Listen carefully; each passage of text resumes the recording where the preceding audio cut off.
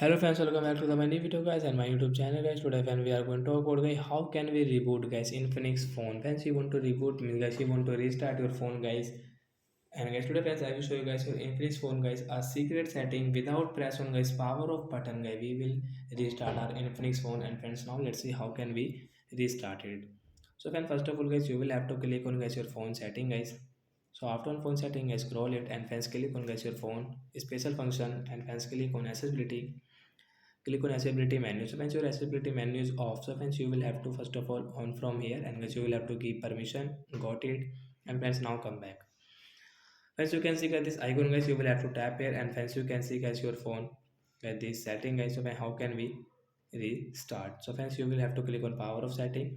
Friends you can see restart. So I will tap here to restart. Press and guys your phone will restart automatic guys. Now guys we will not click on press a button, it will restart automatic guys. So we will have to wait for a while, it will take guys 20 and 25 seconds I think. So I am going to pause video guys. While let me one thing. So direct guys you can see Infinix guy powered by Android guys you can see here.